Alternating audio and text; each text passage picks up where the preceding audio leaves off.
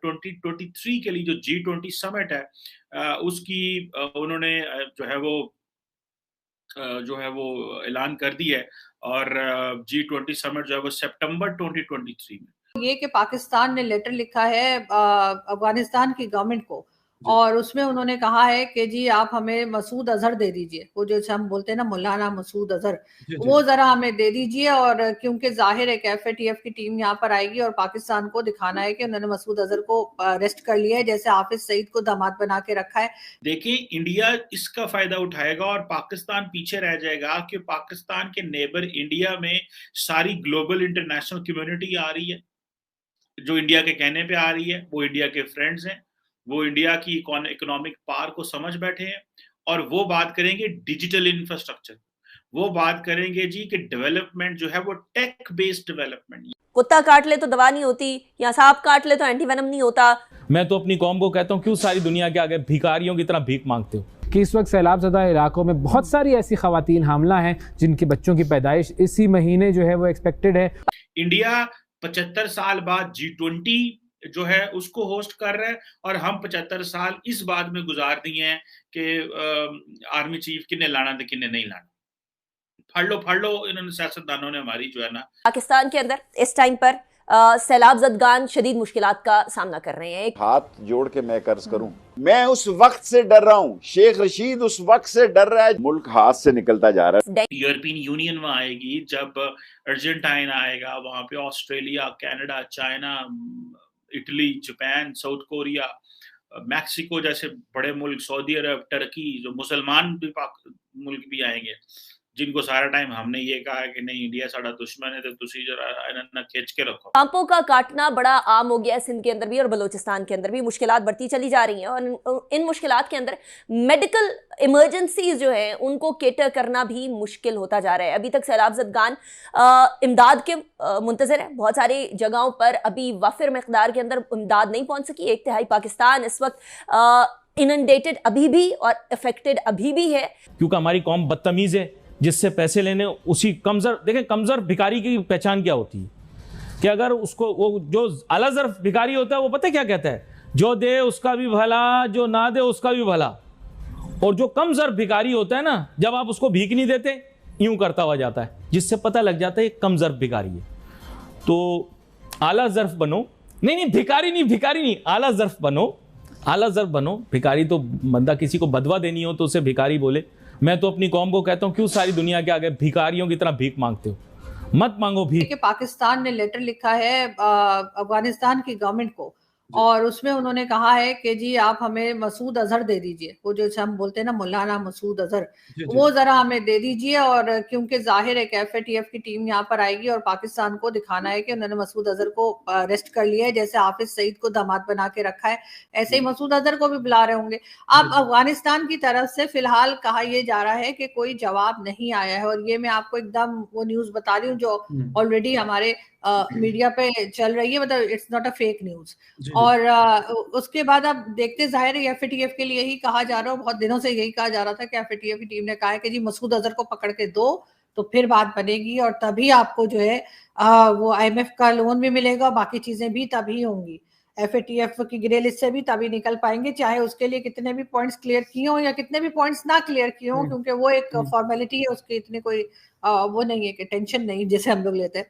मगर अब लेटर लिखा है, अब लेटर के बाद अफगानिस्तान की गवर्नमेंट क्या कहती है, तालिबान क्या बात करते हैं, वो अभी इंतजार हो रहा है उस बात का। लेकिन तो इंडिया जो है उसने 2023 के लिए जो G20 समिट है उसकी उन्होंने जो है वो ऐलान कर दी है और G20 समिट जो है वो सितंबर 2023 में, और जिसे आप कह लें कि वो करेंगे और इसका जाहिर बात है एक इंडिया को ग्लोबल इमेज जो है वो बेहतर होने वाला है। अब इसका जो ग्लोबल डिप्लोमेसी है उसमें इंडिया अपने आप को उसके सेंटर में लाना चाह रहा है और अब जाहिर बात है कि रशिया की जो यूक्रेन की इन्वेजन है उसका टॉपिक हो, पूरी दुनिया में इन्फ्लेशन जो महंगाई बढ़ी है उसका टॉपिक हो, जो इकोनॉमिक चैलेंजेस हैं, डिस्ट्रैक्ट है और जो मार्केट के ऊपर प्रेशर है, जाहिर बात है ये डिस्कशन होनी है। जबकि पाकिस्तान में क्या डिस्कशन होनी है, FATF की। पाकिस्तान में क्या डिस्कशन हो रही है कि जनाब इमरान खान कहते हैं कि आर्मी चीफ को और एक्सटेंशन दो, मैं आके आर्मी चीफ को एक्सटेंशन नया लेके आऊंगा, इस आर्मी चीफ को यही रहने दो। ठीक है जनाब, पाकिस्तान में ये डिस्कशन हो रही है और पाकिस्तान पूरी दुनिया से जिसे कहते हैं ना अलहदा है। अब इंडिया जब G20 को बिठाएगा तो जाहिर बात है किस चीज की बात करेगा, जो मैंने आपसे बातें की ये तो है, लेकिन इंडिया चाइना की भी बात करेगा। अब इंडिया और चाइना वो मुल्क हैं जिन्होंने रशियन इन्वेजन को प्रॉपरली जो है वो कंडेम नहीं किया, एक्सप्लिसिटली जिसे कंडेम कहना वो नहीं किया। तो अब आप इमेजिन करें कि लेकिन इसके बावजूद वेस्टर्न पावर जो है they are dependent on India और वो समझते हैं कि हमें करना चाहिए। अब और मजे की बात है, यूरोपियन यूनियन और अमेरिकन जो है वो चाहते हैं कि इंडिया क्रिटिसाइज करे, लेकिन इंडिया नहीं क्रिटिसाइज कर रहा। और ये जो रिसेंटली बाली में जो फॉरेन मिनिस्टर्स मिले थे, इंडिया जो है उसने अपने आप को वो खड़ा किया हुआ और वो इस बात में लगा हुआ है कि जनाब हमें नहीं करना। अब ये 9-10 सितंबर को दिल्ली में ये होगा। अच्छा मजे की बात है, पहले तो ये बात चली थी कश्मीर में।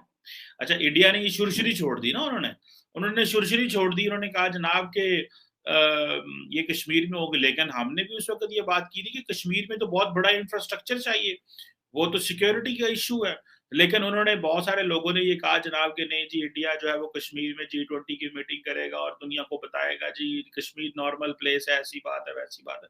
So this is what, so these were basically feelers छोड़ते हैं और ये इस तरह की चीजें होती हैं। लेकिन जाहिर बात है कुछ 200 के करीब मीटिंग्स होनी है इस G20 में, 200 मीटिंग्स होनी है। सो आप इमेजिन कर सकते हैं कि अगर 200 मीटिंग होनी है तो उसके लिए कितने बड़े पैमाने पे हॉल्स चाहिए, इंफ्रास्ट्रक्चर चाहिए, गाड़ियां चाहिए, कितने लोग आने हैं, तो ये सारा कुछ बड़े बड़े पैमाने पे होना है। तो इसके लिए जाहिर बात है ये चीजें ही जो है वो है दिल्ली वगैरह में ही होगा।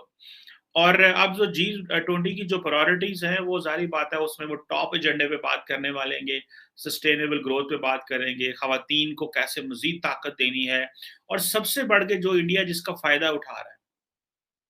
देखिए इंडिया इसका फायदा उठाएगा और पाकिस्तान पीछे रह जाएगा कि पाकिस्तान के नेबर इंडिया में सारी ग्लोबल इंटरनेशनल कम्युनिटी आ रही है, जो इंडिया के कहने पे आ रही है, वो इंडिया के फ्रेंड्स हैं, वो इंडिया की इकोनॉमिक पावर को समझ बैठे हैं और वो बात करेंगे डिजिटल इंफ्रास्ट्रक्चर, वो बात करेंगे जी कि डेवलपमेंट जो है वो टेक बेस्ड डेवलपमेंट, यानी कि टेक एनेबल्ड डेवलपमेंट है।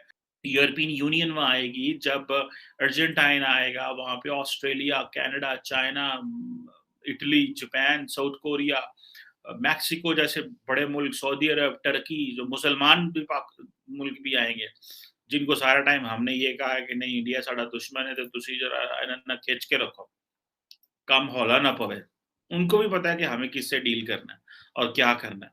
सो और जाहिर बात है जो G20 है that accounts for 85% of the global GDP। जो ग्लोबल GDP है उसका 85% तो ये मुल्क है, 75% ट्रेड तो यहाँ पे होती है। सो दुनिया की 2/3 पॉपुलेशन इसमें है।